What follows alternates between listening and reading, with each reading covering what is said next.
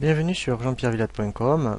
Je vous propose un nouveau tutoriel sur EBPPay Pro OpenLine 2014 sur la gestion du diff.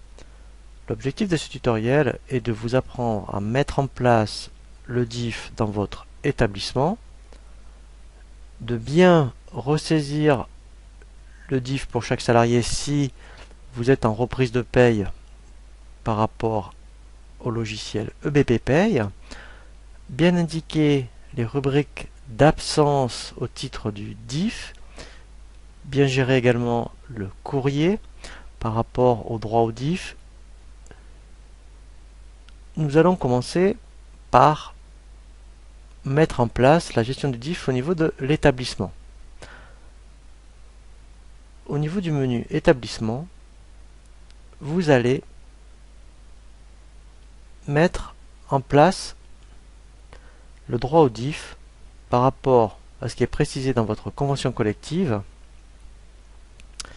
Dans l'onglet ici diff RTT, il faut que vous indiquiez quand est-ce que vous clôturez le diff. Donc en règle générale, quand on clôture en décembre, en fait on remet à la fois la lettre. En règle générale, lorsque vous clôturez votre exercice au mois de décembre, on clôture également le droit au diff, comme ça on remet au salarié la lettre pour ses droits au niveau de l'année pour tout ce qui est au titre du diff. Donc on indique le mois de décembre. Vous indiquez ici par rapport à ce qui est précisé à votre convention collective ce qui est acquis annuellement et le maximum. Vous pouvez même donc indiquer le taux forfaitaire au niveau du diff. Donc ça c'est au niveau de l'établissement. Ensuite, pour chaque salarié, dans l'onglet CP diff, il faut donc ici, si vous faites la même chose que l'établissement, vous indiquez le paramétrage établissement. Si éventuellement il y a un paramétrage particulier pour le salarié, vous mettez oui et vous mettez éventuellement quelque chose de différent par rapport à l'établissement. Si donc il n'y a rien de ce côté-là qui est différent par rapport à l'établissement, mais que votre convention collective précise que pendant un an, il faut un an d'ancienneté pour avoir droit au diff, ici vous cocherez pour ce salarié diff neutralisé. Ensuite, pour saisir les droits, tout se passe dans l'onglet bulletin.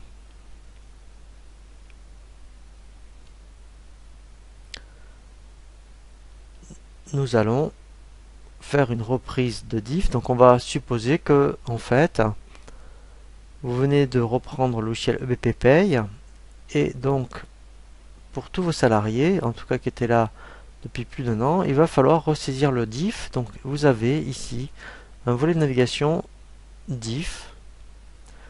Il faut cliquer ici, vous voyez, sur le bouton reprise. Donc je vais supposer que ce salarié était là depuis au moins 3 ans. Donc je vais mettre voilà 40 heures et que pour l'instant il n'a rien utilisé au niveau du diff. Voilà, ici c'est ses droits acquis tous les mois, donc il va s'incrémenter de 1,33. On va prendre le cas que pour ce mois-ci, cette personne va faire une formation. Donc en fait, tout est préparamétré dans le logiciel EBPPay.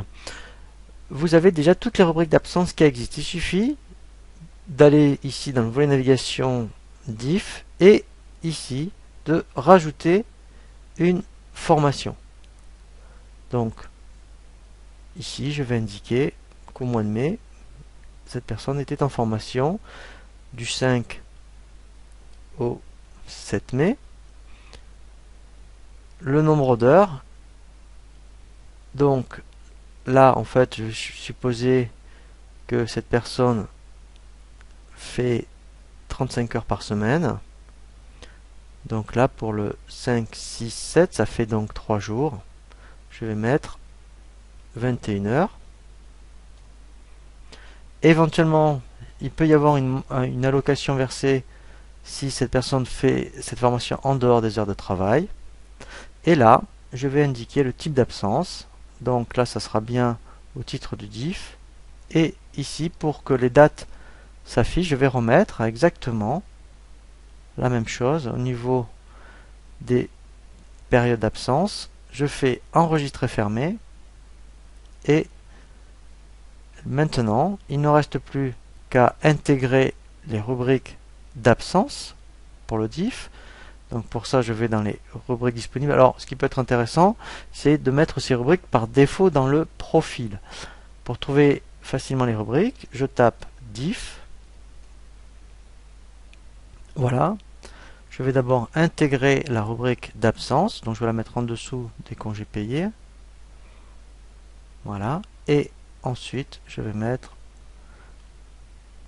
là. Alors, il me l'a intégré ici. Je n'ai plus qu'à la monter.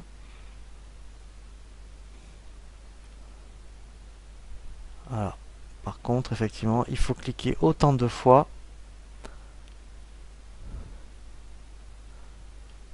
Voilà.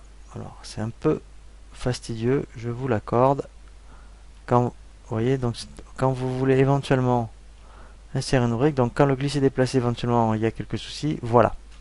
Donc là, il me fait bien l'indemnité. Donc là, je peux enregistrer. Voilà. Donc là, même si j'avais fait un aperçu, vous verrez. Voilà. Donc là, vous voyez, j'ai bien les dates d'absence au titre du diff.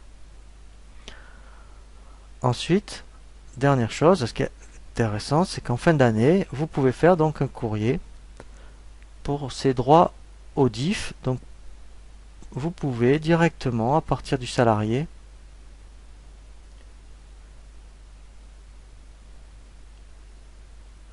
il y a un bouton document administratif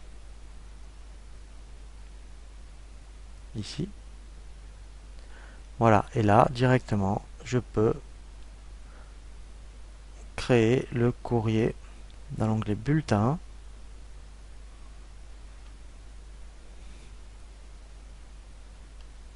Voilà, lettre d'information diff. Alors, portabilité diff, c'est éventuellement quand une personne s'en va, qu'elle a encore des droits au diff, et bien, en fait, c'est un courrier qui atteste les droits au diff qu'elle peut demander à suivre en formation. Donc là, voilà. Donc là, je vais prendre le bulletin du mois de mai, mais vous prendriez le bulletin du mois de décembre. Je fais lancer, et là, je vais avoir le courrier. Voilà. Donc, alors, ici, effectivement, on enlève. Et voilà. Donc là, voilà. Vous voyez, vous avez acquis 41h82. Et là, le solde, voilà, s'élève à 20h. Voilà. Et que, voilà, au cours de l'année, elle a fait 21h. Donc ça, c'est intéressant. On l'enregistre. Et ce qui est intéressant, c'est qu'après, dans les documents administratifs du salarié, vous conservez, voilà, tous les documents par salarié. Donc même quand on a besoin de réindiquer un courrier, vous voyez, voilà, lettre d'information diff, on peut rééditer à tout moment un courrier. Voilà pour le tutoriel sur la gestion du diff. Je vous dis à très bientôt sur jeanpierrevillette.com pour un nouveau tuto.